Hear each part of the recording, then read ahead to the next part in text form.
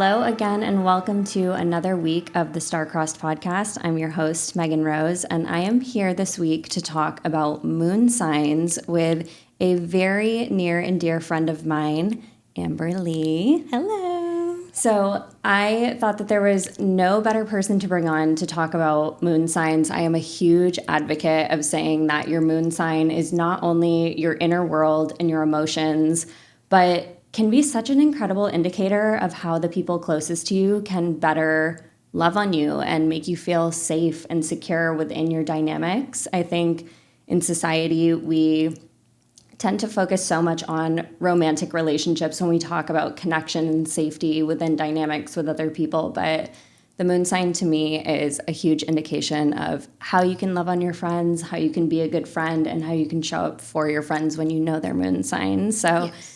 Amber, do you mind introducing yourself with your big three? Of course. I'm a Sagittarius sun, a Gemini moon, and a Cancer rising. So my moon is my chart ruler. So I love her. We have a special little bond. Yes. And also a full moon baby. Yes. You have the opposition between your sun and your moon. Mm-hmm. So I love it. We actually just celebrated Amber's birthday in Hawaii under another full moon. Naturally. So it's been an incredible journey to kind of understand that too, because as most of you probably know, if you've watched me and any of my work, is that I am a Scorpio stellium through and through. My moon is in Scorpio at an anaretic degree, so I have a 29-degree moon, which... And I have a 0. Yeah. Complete opposites. We are full complete opposites in that spectrum, and I just think it brings such a depth to the connection that we have, and also like the ability, I would say, to get me out of my deep dark spiral rut, and also bring a level of intensity and passion and brainstorming to your quick moving Gemini moon. But I would love for you to kind of share, if you felt open to it, because you are in the astro world. Like, you are somebody that believes deeply in loving things for the sake of loving them and learning for the sake of learning, but not always just giving in to the capitalistic push of needing to monetize off of everything that you know. And what I have loved about our friendship is from the get-go, you have been able to interweave astrology in an actionable and grounded way, which is my approach too. Like knowing so much and not needing to overtake the reality of a situation. Could you tell the people about your kind of coming to astrology and how you got into it? Sure, of course. Like you said, I've kind of always been into things like that, astrology, Myers-Briggs, Enneagram, all that stuff.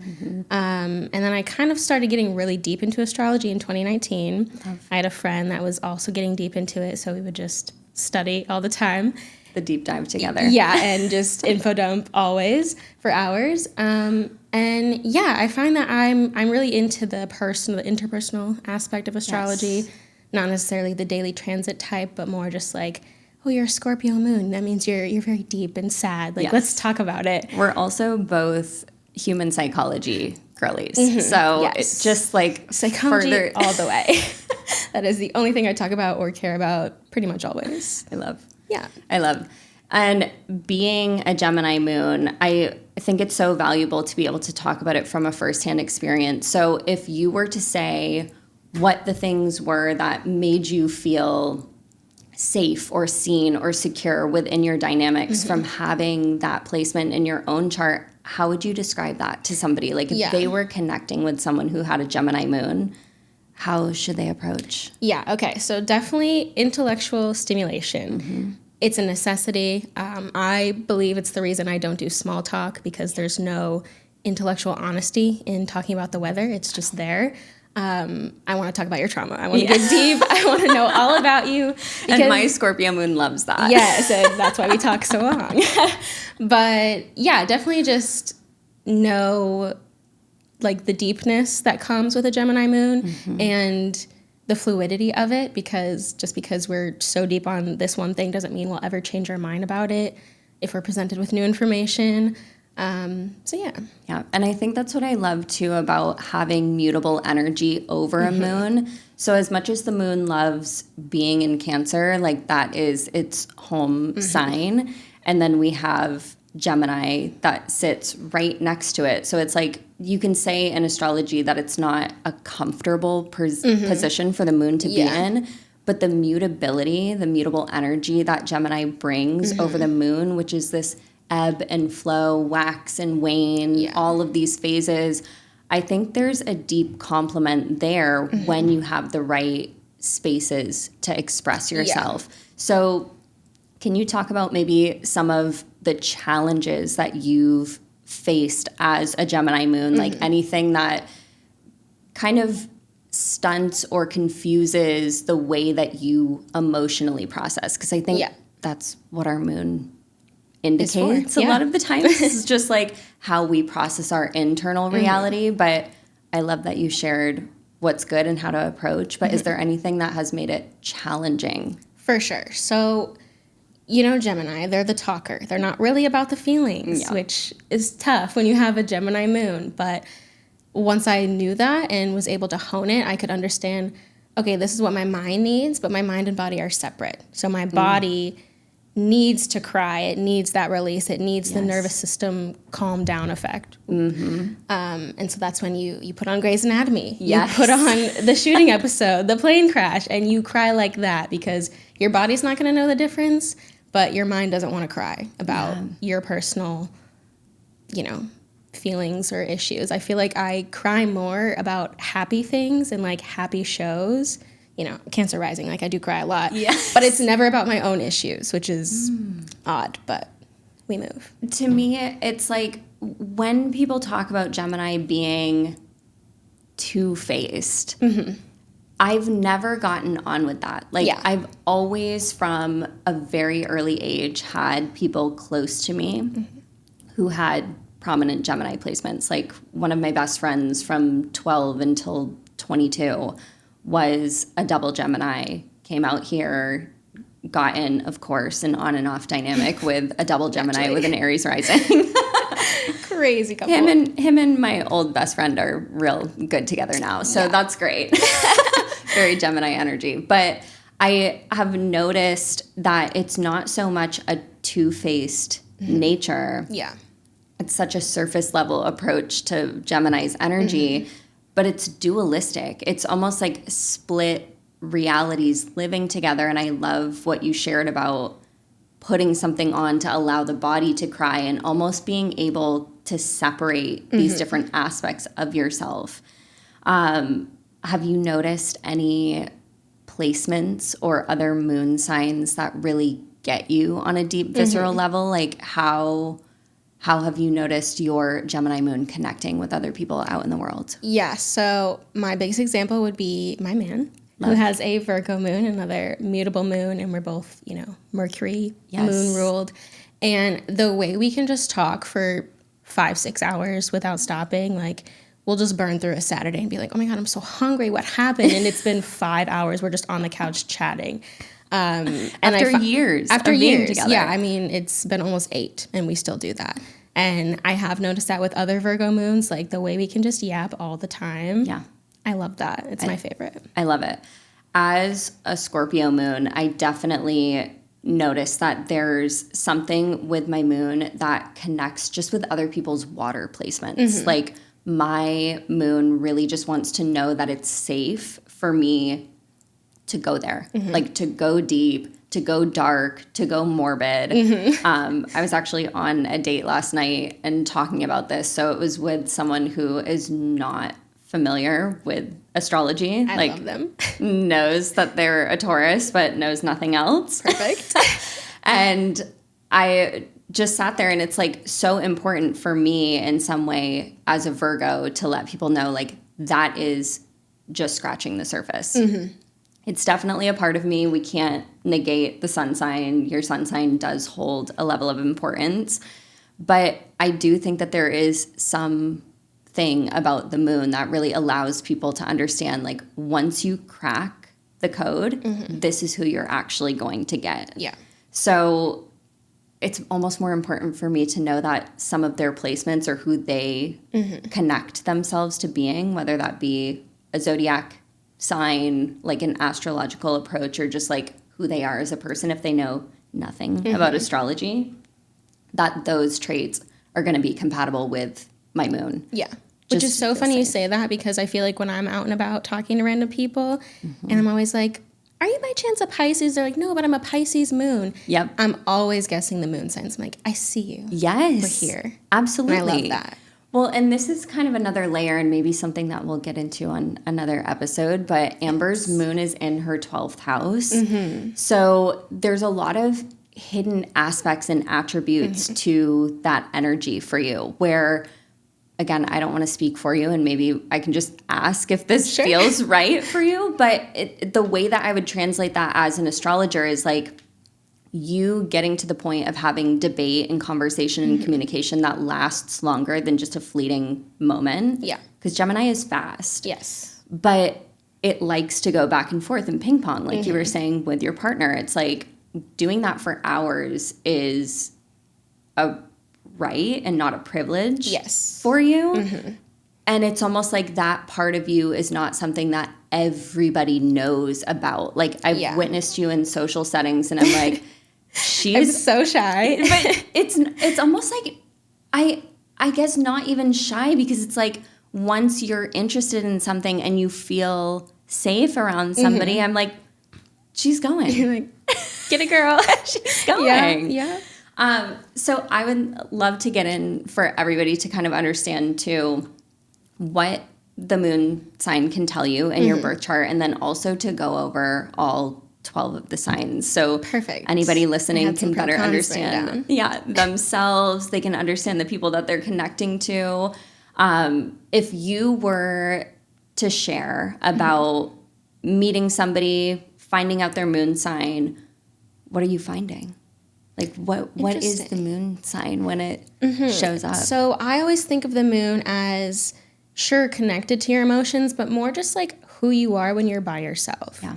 And like you're just in your room chilling alone, which is interesting that I can kind of like suss out people's moon signs, because I'm like, you probably talk to yourself a lot when you're by yourself, don't you? Me too, girl. Don't even worry about it. So yeah, I feel like it's the true core you. Not that your sun sign is not you. You're your whole birth chart, but I just think the moon sign gives such an interesting deep dive into your personal psyche. Absolutely. And we're going to put Amber's socials in the show notes. Be sure to follow along, because I think this is really pertinent to what we're talking about. Okay. You're in the process of writing a book and sharing that whole thing. Yes. Gemini, as the natural ruler of the third house, communication, it's mercurial. It deals with community, with friends. And I just think what you're writing about is so deeply spot on to your moon. And the minute that you said it's what people are doing when they're alone, I'm like, and now you can go and watch her while she's alone and doing this. Yes. Yep. Yeah. My mind is constantly racing. Like you said, writing a book. I've been writing books since I was like 5, just because I'm bored and need to talk to somebody. And I was an only child for a while. So yes, definitely follow me to see that. I love it. And we had gone back and forth a little bit while you were doing character development, and something that I thought was so interesting. Do you mind talking about that? Sure. About what specifically? About how you were doing astrological profiles for your characters. So my whole book started because I wanted, like you, my main character to have a Scorpio moon, because I think Scorpio moons are so deep and so intrinsically interesting, because you know, with your Virgo sun, you're so just like put together and on it. But then your Scorpio moon, you're like, I'm falling apart. I'm like, that's crazy, because you're not, you know? And that's what I wanted my main character to have. And so I kind of just based my 4 main characters off that one Scorpio moon character and made them all connect and work together. I love it. And this goes back to what I feel like works so well in our friendship is like my Scorpio moon is spiraling more often than not. Yeah. Like there's always something wrong. There's always something that I have to get to the bottom of. Always trying to leave. Absolutely. Always trying to go. Yep. Dipping out in bed by 9 p.m. Like the off chance that I'm out past midnight, it's like I'm turning into a pumpkin. It's not not me. I need to be in my room with my red light bulb Your on. red light on. No blue lights. No, that looks like a demonic hellscape when people come in and they're like, what are you doing? And I'm like, you're like, I'm so zen over here. yeah, absolutely. Like there's crystal wands and crystals in all of the windows and shadow work candles on my altar and a red light on in my room. Yes. And see, my Scorpio Venus appreciates that. Thank you. We click. Thank you. And your Gemini moon is like, can you tell me about that? Yeah. I mean, Why we're are you talking doing about that? this. Like, Gemini and Scorpio are such a fun pair. I feel like no one talks about. Yeah. And I feel like they're the two that is stereotyped the most as being like terrible. Incompatible. Yeah. And I'm like, no. You don't get it. Yeah, like hear me out. If you're actually, as the Scorpio, going deep and like exploring something underneath the realms of what is on the surface, Yes. why would the Gemini not want to learn about what's down there? It feels The very mutable much, of all the mutables. The Gemini's like, yeah, let's get deep. And then let's laugh after. Totally. And I need Perfect. that. Exactly. Like, I need It's to a be symbiotic able, circle. It is. It's very much like, what is it? The little poisonous parts of the ocean. It's not reef. It might be coral reef. It's some reef-looking thing that is poison. Sure. And then the clownfish. Yes. And I feel like that is you and I. Yeah. And they're able to touch and sit on each other and like have this little like nonverbal friendship at the bottom of the ocean. And everyone else is like, how does that work? okay. Like she stings everybody else and you're just like sitting there like la la la. I'm picking up the stinger. We're good. You're like, I make her laugh and now I'm in her good graces. Perfect. And she's going to stand up for me. Totally. Always. Forever and always. Like the water, the fixed water aspect of my moon is like, I will go to bat for my people. You ride for people. 1,000%. But it also, like, when we talk about the pros and cons of it, and I guess we'll get into this when we go over all 12, but the pro and con of it is, like, I 1,000% anticipate that from my closest people. Yeah. Like, it's almost like whatever makes you feel safe is this projected reality of what you'll be giving to other people. Like, I think the moon in your chart does a really good job at, like, almost like a psych thriller. Like you find out so much about the characters by what they're doing or what they're saying and not necessarily what is like a clear plot point, which is why I love Severance because we can just sit and gab about it for like an hour and a half every week. Yes. So excited. 2 more days. Oh my God. I'm literally counting it down. By the time that this comes out, it will have already been out. Well, and we have already freaked out about it. Already talked for at least 3 hours. Voice notes galore. Yeah, I'm already freaking out about the fact that the runtime for the next episode is only 37 minutes. Why are they doing this to us? Why are you doing this to us? Please quit. You can't. 57 minimum. Minimum. 90 would be cool, but it's fine. It's fine. I need to look into Adam Scott's birth chart. It's crazy we haven't done that yet. No, I'm like, let's get into it. Let's just see. I'm getting a lot of earth energy. Yeah. And I'd be surprised if not. He has this very, like, feminine quality to him. Like, he is a man that I feel safe around he type is of vibe. secure in his masculinity. So I'm like, give me some sort of... Do you want to hear this? Tell me. Double Aries. Aries sun and Aries moon. No. Not us loving an Aries. My 12th house is screaming. No, he just rewrote something in my brain. He just rewrote everything for us. Okay, beautiful. Okay. Just no rising, so we'll see. Wow. Yeah. I'm very, very surprised about that. I would be more surprised if he wasn't a Libra rising and had his moon in his 7th because there is something so deeply, and this is just a little astro speak, like there's something to me that's like his emotional escape and what makes him feel safe is allowing other people to feel safe. Even the character. I don't know. I could go on for hours about that. Yeah. Well, and I feel like when you have like a sister sign conjunction in your big 3, I don't know. You're just a different type of person. Like you are centered and grounded in a way that people who don't have that aren't. And he feels very much, I know me. Yes. You know? It's almost like understanding the whole realm of possibility. Like it's not this, it started with the Aries and then there's nothing to end it off of. It's like this ability to go back and forth and see the whole spectrum of reality, which is wild to me. I've always just thought having that in my own chart as a Scorpio moon and a Taurus rising, I'm like, oh, it's, not uncommon. The more client work that I do, I'm like, it's very uncommon. Yeah. And it's also everybody that I'm very close with has that opposition somewhere in their chart. No, it's really wild. That's so interesting. It's really, really wild. Yeah, no, I feel like it is. I feel like it's more prominent to have people like double Aries, double something than to have the opposition. Agreed. I don't know. I never thought it'd be that rare. I know. But, we're special like rare that. things. What can you do? I think people who are born and have like a decent amount of time too, where they are only children, we've had this conversation through and through. I'm an only child. I'm sorry.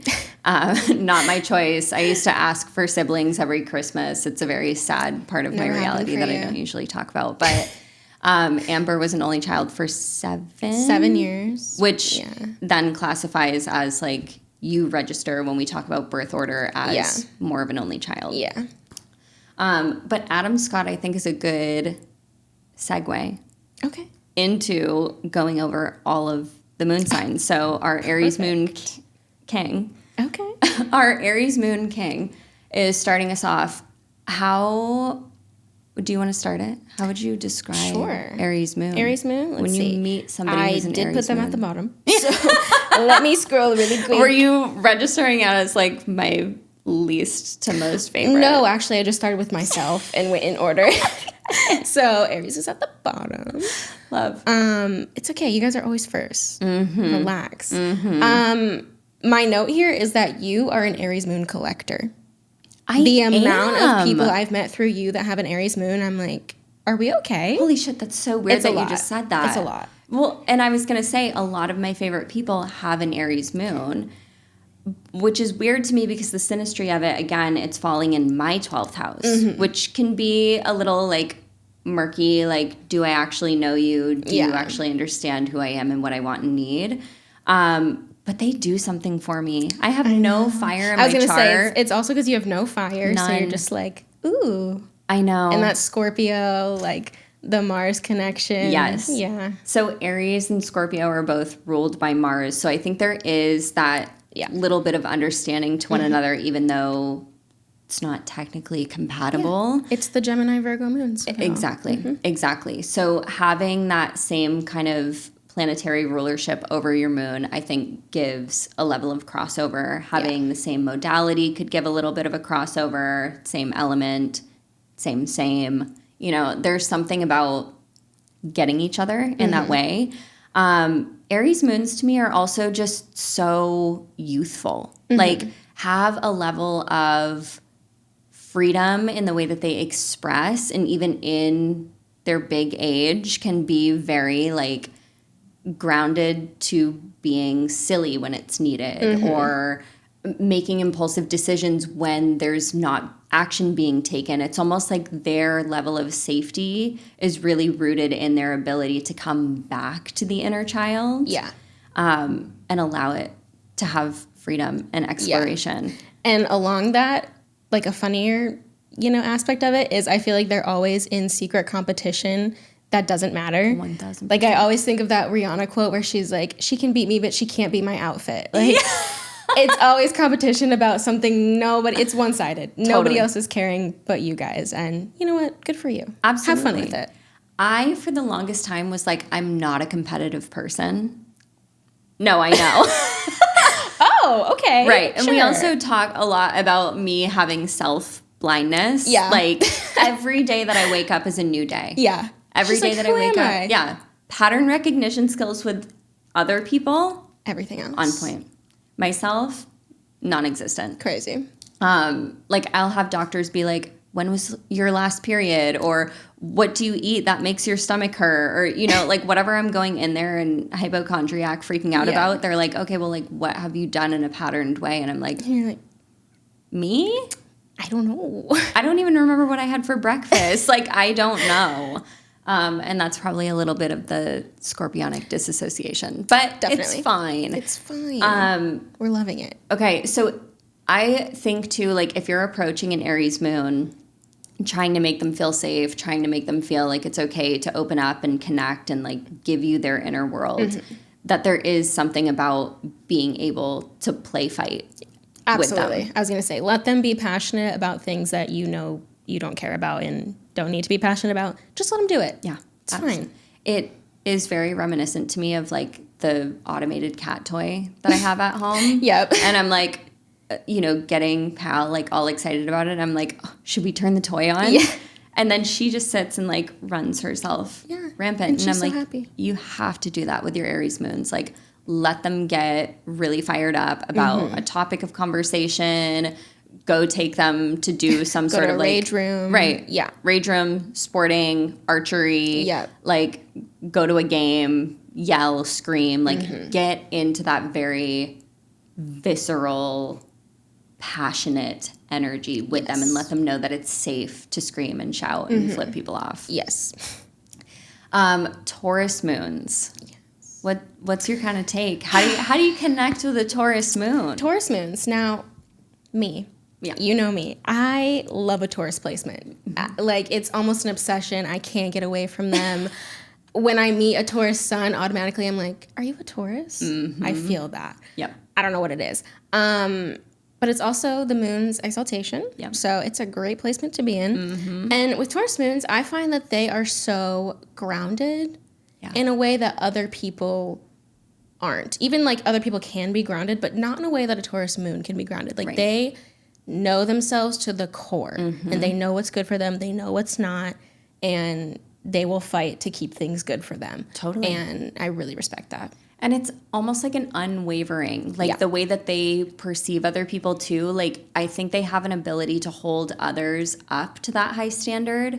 Like anytime that I've connected with a Taurus moon, it's like they don't just know themselves and like love themselves and love their habits and their routines, but they really gas up the people that they have in their lives as well. Like want other people to feel safe and feel self-knowing and feel like whatever makes you is perfect as it is. Yeah. Well, and Taurans are so indulgent that I feel like they're indulgent with themselves. They're like, I need to feel the absolute best at all times. And if you're rocking with me, you're going to feel that too. I'm going to make you. Completely. I love that. Do not rush these people. Do not. That's when the claws come out. Yeah. Do not the force. Exactly. Yeah. Like you're waving the red flag over them when you're trying to rush, to force, to pressure, to just put some sort of outside thing on them. Like they are the immovable object for a reason. Yeah. I think knowing them is, or studying them really, like it just gives very sculpture in a museum. Yes. Just honor them as they are. That is what I love about going like to the Louvre or going to MoMA or going somewhere where it's like you're getting art pieces from the 14th, 15th century and it's like an arm is missing, one of the eyes is shot out, like half of its nipple is off. It's like... But they're still so serene and gorgeous. Exactly. That's a Taurus moon. Yeah. And treat them as such if you want to get into those inner depths. Like, allow them to understand that they are the muse within the dynamic. Absolutely. Exaltation, it's like, let them shine. Right. They're the only ones. Let them do it. Truly. Ugh, jealous. But then we get back into Gemini moon and it's like, is there any kind of subjective info that we have on this? So maybe more than what you had already shared, which was valuable information. Thank you. I think for them too, it's like a studying, like learning more about life together, almost like being two pupils in desks side by side to one another. Like, it's important, I feel like, for Gemini moons to have people in their lives that are growth-centric. Absolutely. Well, I'm thinking about Gemini being the opposite, the sister sign to Sagittarius, the traveler, the explorer. Gemini travels and explores too, just in their mind, you know, in their thought process, their ideology.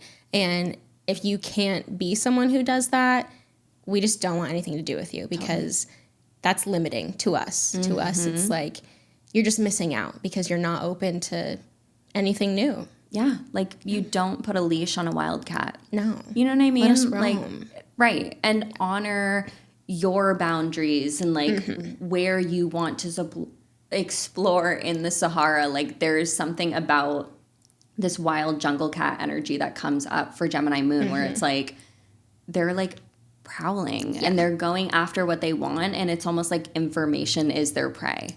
Absolutely. If there's ever any question like, oh, I wonder what this is, I'm whipping out the phone like, let's see. Awesome, cool. Now I have this little random tidbit that I'll bring out in 10 years. Totally. Like Adam Scott is a double Aries. And now you know and now that. I know that. And now I'm going to be talking about it all the time because that's crazy. And what's his rising? We got to call his mom up. We need to know. We're like, so... Mrs. Scott. Yeah. We saw on the Apple Maps that you really like going to these places. When are you going to be there next? When are you going to be there next? I told you this, but I used to work at a restaurant in LA, and I'm pretty sure he was filming for Severance before we even knew what Severance was, and he would come in and order 3 plain tortillas, and that's it. And he did that multiple times, and that is my Adam Scott story. I've never done that once and don't plan on it. The fact that there is any human being, famous or not, that's just like 3 tortillas. Yeah. And like we didn't sell plain tortillas. Like we sold tacos. So we were like, here's these free tortillas, sir. And he was so kind. He's like, thanks so much. See you later. And then he'd be back. It's like gearing up for the melon party. Yeah. Or like no, literally the egg method part, acting. Like, let's do the blandest, plainest thing and just get in the zone. And you can feel it on his face when you're watching. Yeah. Okay, this is like the Adam Scott We can't be talking about Severance this much. It's so good. If you haven't watched Severance, please. I'm begging you. You have to watch it. Not sponsored, but please. But Adam Scott, call us up. Ben Stiller, hey. I love it. Okay, so next down on the list, we have Cancer Moon, which, as we talked about, the moon loves being in Cancer. The moon is Cancer's natural planetary ruler. Yes. The moon is inherently phase-driven. It is ebb and flow. It runs the tides. It allows for animals to know when they are sleeping and when they are awake. It is the reflector of the sun's light. And when it's in Cancer, there is such a depth to that experience. But what I will say, in today's day and age, especially when it's expressing itself in men, cishet men, that there's a little bit of a combustion that can happen if you have not created a reality and a life in which you are safe to express your emotions openly. Yes.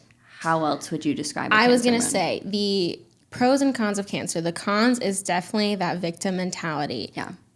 That goes hard. Emotional manipulation. Everything is about me, even if it's not, and I can't believe this is happening to me. It's baby. Yes. I'm immediately thinking of Taylor Swift, my favorite singer, Cancer Moon. And anything that happens ever is always about her. Totally. And it's always, how dare this happen to me? Which makes for great music. Phenomenal. I'm sure she's a time to be friends with, though. Truly. It's almost like never meet your idols. Definitely. Like she serves a purpose in your life, and I think she utilizes all of that victim mentality and that deep wavering emotion and has created artistry off of it. It's like whether or not you're a Taylor Swift fan, you can't deny the fact that she's a billionaire for a reason. Right. And I think that there's something really special about the fact that there's seasons of life and time that are being immortalized within her discography. Yeah. Like she takes the emotion and creates reality for other people to enjoy from her feelings. And I feel like that's honestly a great thing for a Cancer moon to do. Agreed. Like on a more positive side, I think of Drew Barrymore. Like the compassion and the empathy that just oozes out of her, it's almost like that's all you can see when you look at her. Truly. And I just saw, a video of her watching her younger self, like on an interview, and just the compassion she has in her eyes for her childhood self. Like she speaks so kindly of that little girl who we know went through crazy shit. Right. And that's just like such a good thing about a Cancer moon is the compassion they have is undeniable. Yeah, and they bring other people to that space too. Yeah. You know what I mean? Like I think about her bringing her guests on now in this kind of like third act of life. Yeah. And she has so much that she's gone through, not only in childhood, but then it's like you see these rowdy, rambunctious, young adult versions of her like getting up on David Letterman and like flashing him. And I'm like, it's inspiring. Yeah. It's insightful, I think, for all of us to understand that you're allowed to have phases of your reality. And I think they do such a good job at playing that role for other people. Like, you might know me now, but when I go back and tell you about everything that I've been through, you're going to be shocked. Yeah. 10 lives. Yeah. 10 lives wrapped into one. But yeah, watch the emotional manipulation. Yeah, watch out for that. Watch out for making things about you. Really try and look at things objectively. I know it's tough, but try. Yeah. Leo moon. My eyes just lit up. I love a Leo moon. One of my best friends is a Taurus sun, Leo moon. So listen. Fixy. Yes, Scorpio rising too. Stop. No, I love her. It's insane. Yeah. Leo moon, when I think of Leo moon, I think of Meg the Stallion. Leo moons know they're that girl. And also an opposition baddie. She's an Aquarius with a Leo moon. Queens. No, I love her. I love her. To me, like, when she's performing, I can't tell you how many, like, super edits I get that new of trend, her I'm like, shaking ass to I've been here father for hours. figure. Honestly, I'm like, so my phone's about to shut off. Overheat, yeah. Fully. No, she is on my vision board for this year. Meg the Stallion body. I love her. I love everything about her. And she loves everything about her. And that's what I love about Leo moons is that they know they're that girl. Absolutely. You don't have to tell them that. They don't need your affirmations. Nope. They know that. She's the head of the hotties. Like, I'm so sorry, but could you imagine somebody insecure having a Leo moon? It's a waste. It's a waste. It's a waste. If you're insecure and you have a Leo moon, you're wasting your time. You are. Listen. Fully. You're that girl, okay? Just believe it. That's all you have to do. Just believe it. It's it. I love it. I think becoming too, right? Because when we talk about the moon being the reflector of the sun, but then it has the sun's energy, it's like that's full moon all day, every day. Yeah. You're the warm water in Hawaii, babe. Oh my God. We're going back. No, we're going back. Are you kidding me? Like, I need to be back We were there 2 months ago. We're like, we gotta go. And I would do it again. Every 2 months, if you were just like calendar reminder. Hawaii time. Be like, okay. But absolutely, like warm beach water. Yeah. I dated 2 Leo moons. And what I will say is if you are, I always use the analogy in relationships of like, you do really well if there's a rock and a kite. Yes. You love that one. Or a rock and a star, whatever, like however you want to cut it up. I just think bare minimum, and it doesn't mean that you have to play that role 24/7 for the next 50 years. But it's knowing who's sitting in the seat of musical chairs so nobody's falling on their ass on the floor. Absolutely. I struggled for a longevity with a Leo moon because I'm like, I'm the star. Right. You're like, I need to be flying. But again, like only child, redhead, right. Got a lot of Scorpio placements. Right. There's much going on there. I think they're incredible people. Yeah. I just think we were always trying to sit in the same seat. For sure. But what I will say, when they are performing, it's like everybody benefits. Absolutely. Oh my God. Like, and again, we go back to Meg the Stallion and it's like being in that room with them when they are in their power is like you walk away for days with an afterglow. Yeah. It's like she is my hype list, my playlist. It's addicting to be around them. Yeah. Honestly. Some of the cons that I will say is like, I feel like there's almost like sun blindness, right? Like where you can't look directly at the sun. Like I think they bring out a lot of other people's insecurity. Yeah. I mean, I quite literally just said that I can't date them for long periods of time. Befriending them, I can do.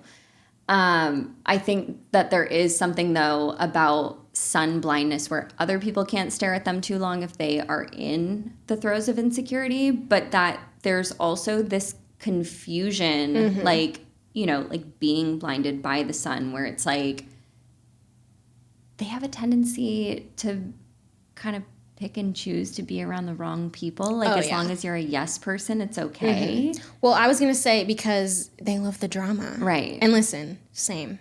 Yeah. But I feel like when things are going wrong emotionally, that's when they spiral and just completely lose it. Oh, yeah. And forget that they're that girl, you know? And yeah, it's a mess. Yeah. I was with a 46-year-old at a younger age than I am right now. Insane.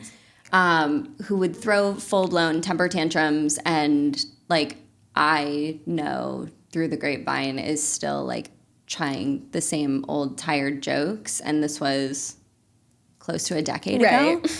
It's just like, don't get so caught up in being on stage that you forget what the actual purpose of that talent is. Yeah. Well, and I think your Scorpio placements, I have a Scorpio stellium, the Gemini of it all, we like the drama. Right. It's cool. We can deal with the drama, but it gets to a point where you're like, okay, but can you deal with it? Right. You know, like we need to dial it back a little bit. Leo placements are sensitive. They are. They don't want to admit it, but they're little babies. They're the waters of the fire sign. It's okay. I love that. Yeah. Okay, Virgo moon. You know this one. Tried and true. Yes. You know this one. Yes. I'll let you start. Virgo moons. I love them. I love them. Virgo placements in general. I love a mutable placement. I'm mutable dominant. They're great. I think they maybe have a hard time, what is it, like anthropomorphizing? Like, just like making things bigger than they should be. Making like problems catastrophizing. Bigger. Catastrophizing, yes. And, you know, I'm okay with that. I can talk you down from the ledge. Don't even worry about it. You make it a joke. Right. You're like, I'm it's like, not that serious. Right. You're being crazy, actually. But my thing is, they don't need to do that because they know the right answer. They've already did the pro-con list. Yep. They know what the right thing is. Just choose it. Absolutely. You don't need to keep thinking about it. I promise you will make the right choice. You just almost can't make the wrong choice. Right. But we're throwing 3 layers onto that. So moon being emotional inner world. Yeah. And also phases, wax and waning. There's a lot changing. And then Virgo being an earth sign, it's like the tangible reality, like the next steps, my health, my wellness, what's the right choice.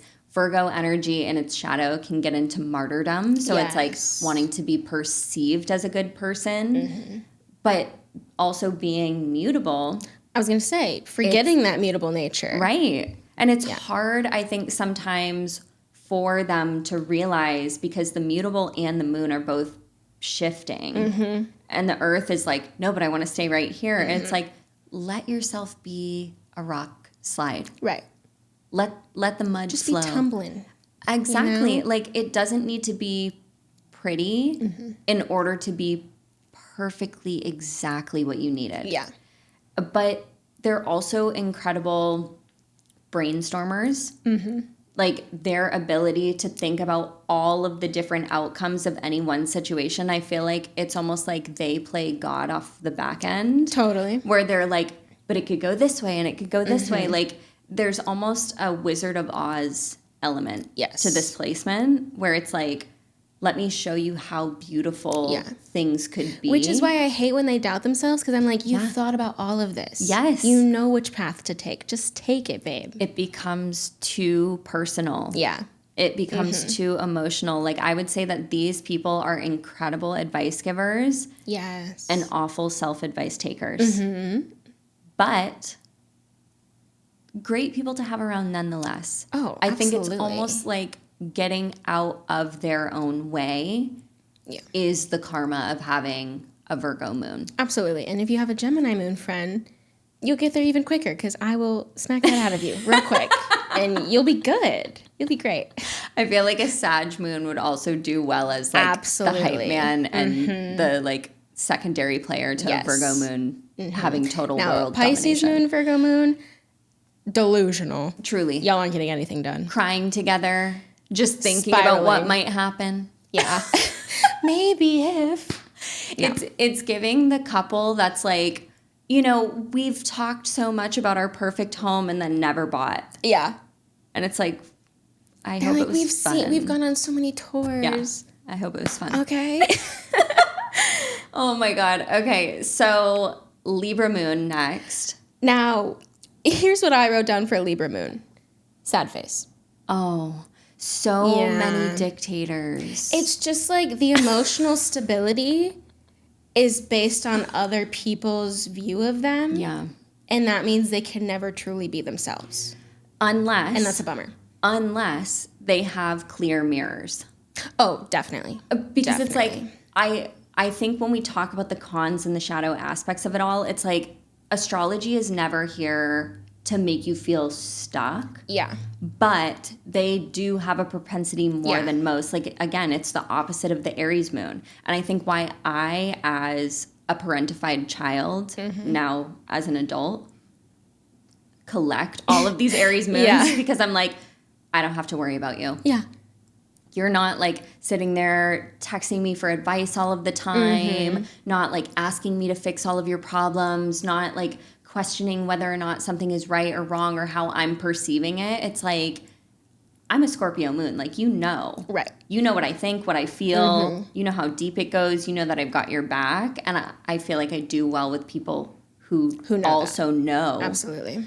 And just can exist in that own kind of self-fulfilled way. Libra moon is the opposite of that. And you know what's funny is I genuinely don't think that I have anybody close to me in my life that is a Libra moon. No, I don't either. I'm a Libra moon, maybe repellent. Yeah, repellent.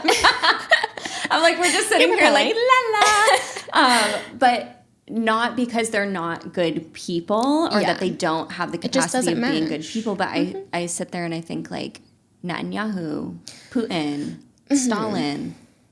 There's a lot of, I need life outside of me to be harmonious and in control. And I have to know what's coming next, which is why I think that they look to other people for reassurance. Yes. But I mean, I would love to shower them with some love. When you know somebody that has a Libra moon, what is a good way that you would say to show up for them and to make them feel safe? That's tough because they're just not going to believe it. It might just be like, I'll totally throw myself under the bus and say like, I work well off of words of affirmation. Sure. You could pour your fucking heart out, like write it in blood for me. And I'm going to need you to tell me again next week. That's so funny. Like that. Like that's my least. Oh, I need the devotion and I need the words to know how devoted. Like actions too, of course, integrity.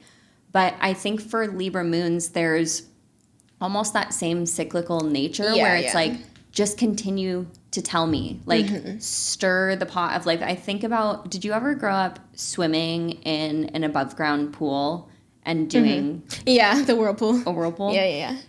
I think Libras need people like that. They need people that will run circles with them and laugh and joke like and constantly have validate, but not in like a patronizing way. Just in like a, I believe in you. Right. And keep saying it. Yes. Yeah. Absolutely. Like the loved one who's running the marathon getting met with the loved one who's gassing them up and saying, keep going. Yes. There's almost like opposite to Aries rivalry, like nature, or this, what is the word that I'm thinking of? Like their competitive nature. And Libra is like, I don't want to compete with you, but I need you to also be. Yeah. Run next to me. Be on my team. Be a co-leader of the team me. Yes. And build me up. And they do so well when they're with the right partner. Oh, absolutely. Like, I'm a lover. You're a lover. We love. Yes. I'm not saying you need a partner, but I will fully throw myself out on the line and say Libra moons do well when they have a healthy partner. Absolutely. Not even a healthy partner, but like a longtime roommate, you know, someone they've known forever. A business partner that they're working towards the same goal with. Just a consistent person in their life that's maybe not family. Exactly. That's like someone who doesn't have to love them type of thing, that chooses to love them. They love that. Well, and I feel like they usually have, because the moon can also talk about the relationship that you have with your mother or your maternal figure. And when I think about having a Libra moon, it's like there can be a lot of kind of feeling isolated Yeah. in childhood that brings that need for togetherness to the forefront as an adult. Just good to note. Good to note. And if you're dealing with a Libra moon, maybe give them the safe space to talk about that stuff. Definitely. And definitely validate them. Let them know you love them. They're awesome as just who they are. They don't have to work at it. Turn the frown face to a smiley face. Exactly. You got this. I love it. Okay, so Scorpio moon. Scorpio moon, our girl. Okay, so from firsthand experience, what I will say about having a Scorpio moon is depth. I was just about to say that. Depth. It is like I need to go deep. I am such a sicko, like being back on the dating scene. It's like asking people the most offhanded, wild shit. Like I did this under the guise of like a lightning round with somebody and was like, what's your favorite color? What's the meal that you cook best at home? And then I was like, how many threesomes have you had? Just like totally jaw on the floor, but they answered. Of course. And I needed to know. Yes. Like it's just, I think with Scorpio moons, there's a level of intensity and passion and needing to derive a story off of everybody that we have around us. Yeah. Not even just the people that we're close with. Like I genuinely will not and do not feel safe if I'm communicating with someone and I can't like suss them out. Yeah. I need to know who I'm talking to because I think I naturally run off of distrust, like guilty until proven innocent. Like, and the deeper you go with someone, the more you trust them. Exactly. Yeah. But we were actually talking about this over the weekend with Stevie, who was on one of the earlier podcasts, and talking about what kind of like our deal breaker was. And we were talking about it based on our moon signs. Yeah. And I said betrayal. That does not mean I haven't had a lot of it. Yep. But the minute that I hate it. Yeah, exactly. Once I feel betrayal in the water, I'm out. It's gone. I will never speak to you again. Yeah. I have had so many people be like, do you talk to any of your exes? And I'm like, what for? Right. My Scorpio Venus, and like we broke up for a reason. Get out of here. Yeah, I don't know. I think there's something to me about clean breaks with people. Like I had this situation too, actually with another Scorpio moon. I'm pretty sure that was their sign. I know for a fact that this person had Aries placements, so it's like lighting up some of my 12th house stuff, but she was also a Scorpio moon. And did me crazy dirty. Couldn't take any accountability for it, and then went so far to like publicly lambast and shame me for over a year. Reaches out to me right before the year is over email because I had her blocked everywhere else. Of course, with my Scorpio moon. And says, you know, it's a new year. I really want to turn over a new leaf. I don't really want to get into what has happened between us, but I know that we live in the same area. So I just want to say that I could have handled things differently. And I hope there's no bad blood in case we run into each other. And that's the closest thing to apology you're going to get. Seriously. And I just looked at that and I was like, betrayal, blocked. No accountability. Now you're blocked on email too. Right. Like this is insane work just to like avoid being the bad guy. Yeah, I think the personalization to problems is a big issue for you. Like if you're an Aries moon collector, I'm a Scorpio moon collector. Like my sister, you, I have a couple other friends. Like I love you guys, but you do think things are like coming to get you personal when I'm attacks. Like, babe, nobody's thinking about you like that. It's okay. At all. Yeah. It is like we need the reminder from good people, like how we were talking about the perfect mirror for a Libra, the perfect mirror for a Scorpio moon is somebody who can take us out of that personalization of everything. Absolutely. Life is not out to get you. It's not. It really just isn't. It to myself. I'm going to rewatch it and be like, okay, right. When I'm spiraling next week when it comes out. Just clip it. Exactly. That will be the clip for next week. Yes. Then we get into Sagittarius moons. This might be my secondary collection. Really? Oh, yeah, it's bad. I love a Sag moon. I was raised by two of them. You're right. So for me, like been there, done that. That played a role in my Yeah. life. I feel like they have been coming out of the woodwork lately, and I'm like, no tests. Not this time. We can be friends. Yeah.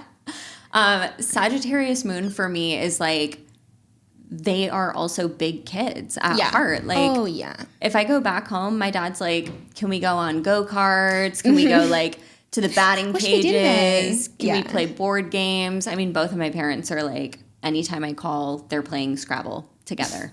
That's so cute. Been together for like 40-something years. They're just gaming. They're gaming. I love it. Yeah, and me and my dad big on PlayStation together. Yeah. Like when I was growing up, probably why I started getting into The Sims. Yes. Just wanted to be on the comp.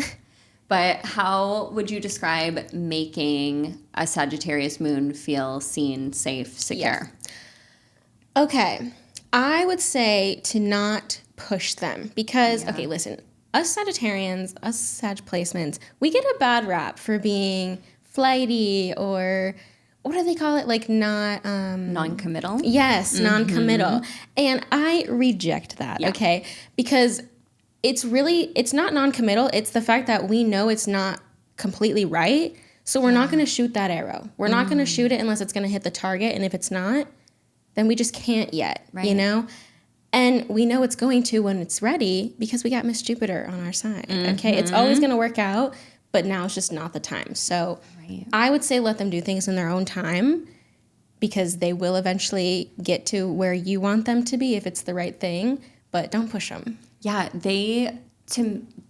in general, like when I'm observing this placement, it's an act of surrender. Like Absolutely. These people are really going to push you into the space of surrendering to everything that you want. Yeah, you are kind of at their whim. Yeah. Just no control. But if they love you, they will take you into consideration. And travel with you. Yeah. And learn with you. Like they will reciprocate. You just have to prove that you're down to give up your own personal autonomy first. Exactly. It's fine, it works. Like I said, raised by two of them, high school sweethearts, still going strong. Right, and look at them. So you just gotta let everyone has their mesh. You just gotta find it. Yeah. And let them fly and do their own thing and have their own routine. Be, I would say, an optimistic, positive beneficiary to the life that they already love. I was going to say, pessimism, it's not going to fly. You're just ruining the mood for them. Now they don't even want to talk. And if a Sag is not talking... Something's wrong. Something's wrong. They are not having a good time. I love it. Okay, Capricorn moon. Yes. Can be hard. Can be debilitating and challenging for these people. It's detriment, right? Yes. Yeah. And when I think about this placement, it's almost like Ice Queen. Like you have to melt the outer layers and the guards that they have created over that internal safe space in order to learn and know and trust and be in connection with them in a way that actually works for both parties. Yeah, and I feel like they're similar to Gemini moons in the fact that, like, the emotional aspect of it is so far removed from them that they need to do those external things, putting on a Grey's Anatomy to cry, to tap into their emotions kind of from a distance because you still need to do that. It is beneficial for you, but your mind is not going to want to do that. Totally. So you got to find your thing. These are also, I feel like, the type of people, too, that you'll see, like, coming from corporate America down to, like, the jungle and doing ayahuasca. And they're like, oh, my God, I've never even thought of that. I've never felt these emotions. These have been pent up inside of me since I was a kid. And it's like... They're taking shrooms and their lives are changed. Totally. Yeah. Completely. And I'm like, do at your own discretion, but... If you need it, you need it. We start an ASMR for Capricorn moons. I low-key hate ASMR. Really? I cannot listen to it. It gives me a weird feeling. It's I feel like you're trying. My heart's pounding. I hate it. Is it supposed to be a sexual thing? I don't think so. I think it's supposed to be calming. And I feel the opposite. Yeah. And I think that's what it is for me. It feels like somebody who's like under the guise of like, I'm not trying to pull a move, but they are. Ugh. That's what it gives me. Yikes. Like you're trying to pull something here. I do something and I hate it. I'm really tapping into the Capricorn moon of it all. I'm like, what are you doing? Right. Tell me now. Why are you trying to connect with me? No, but I think they're also incredibly grounded, reliable, stable people when they are in healthy relationships of all kinds. They can be incredible friends. These are the people that are going to remember memories and moments for years to come. These are the people that you want making a speech at your wedding or your funeral or, you know, whatever point of life that you guys get together with. But longevity with the right people. Absolutely. Okay, and then we go to Aquarius Moon. Aquarius moons are so interesting to me. People talk about... And they love that. I know. Bitches. People talk about Scorpio placements and their stare and their, you know, eye contact. Aquarius moon stares. And their teeth. Get out of here. Like, Billie Eilish is a Sagittarius Aquarius moon. Oh, yeah. The way she just stares at people, I'm like, girl, give me a second. Like, I can't think anymore. Yeah. And I do think that detachment from reality is their claim to fame. Absolutely. Like, they love to live in the ethers of reality and bring people with them. Like, such a potent kind of expression of self to, like, they're if I was a worm, would you love me? Yeah. Like, they're talking in metaphors, talking in hypotheticals, talking in prose. It's like never fully straightforward. But because Aquarius is a fixed energy, it's like you can always guarantee that from them. Absolutely. Like the odd, the quirky, the enticing. Yeah. And if you lean into it and you value that, they love you. Totally. They're like, oh, you see how cool and interesting I am? Thanks. And tell me again. Yeah. One more time. Let me hear it. No, they love that. Would you say, because this is in opposition to Leo Moon, and I'm trying to think of this, like, are these the people that want to be shown off? Like, Aquarian energy to me is observer, like, can see the bigger picture. But if you're with an Aquarius moon, I'm just trying to think, like, for them to feel safe, I feel like they do well with a performer. But it's like we know so many famous performing Aquarian moons. So I'm like, meeting their match, I don't know if it's couple. Yeah, I think it's more just like recognizing that in them, maybe not showing off because they do like their little hint of mysteriousness. They don't want to be figured out. Yeah, so just like you personally recognizing that in them, I think is enough. Yeah. Especially if you like tell your closest friends and you like brag about them, they're like, they love that. And even in like Billie Eilish's songs, like talking about getting like all of the clothes prepped, like I think it's more of like a thoughtful approach for them. Like, I give off this illusion of being like something so different and weird and like nobody's ever seen anything like me. But it's like if you show up for them in thoughtful ways where they actually feel figured out, but it's quiet, key to the heart. Yeah. Okay, last but not least, Pisces moon. Pisces moon. So many famous people have Pisces moons. Yeah. I think, see, this is the one where when we were looking up SZA, I was like, is she a Pisces or a Scorpio? Scorpio, Pisces moon. And I just feel like they are, you know, delusional. So delusional, so emotional. And, you know, if they artists. if they have grounding placements, it works. Agreed. You know, like a Pisces moon, Scorpio sun, Virgo sun, like any sort of grounding placement, I feel like it works for them and they can just live in the delusion and have a great life. It's like illusion, delusion, but not overindulgence. I feel like for these people, the thing that is so important is like substance, toxic relationships. I mean, again, you can make incredible albums. Control is still on rotation for me. I hate that I listen to it. I know that there's like so good though. Going and seeing her perform in 2017 changed my fucking life. Jealous. Like her doing her little like jumping kicks. She had the red double pony, had like just kind of like a bra top, and I was in love immediately. Yeah. They, again, very much a muse placement. Yes. They want to be the muse when they are being ignored and manipulated and kind of like their value is being overseen. Yeah. I feel like that's when the excessive emotion, like, crash out. Yeah. I was going to say, I feel like they're a muse for themselves as well. Completely. Like, their life is art. Yeah. And they are ready to write it down or sculpt it or whatever. And let them. Oh my God, let them. Are you kidding me? Like the best media, the best music, the best books out of this placement, it's like they are truly channeling something Otherworldly. and otherworldly. Yeah, other people can't reach that. So let them jump for it. Love on them. Yes. See their value. Yes. All right, Amber. It has been the best time chit-chatting with Yes. you, my Gemini Moon Queen. Tell the people where they can find you.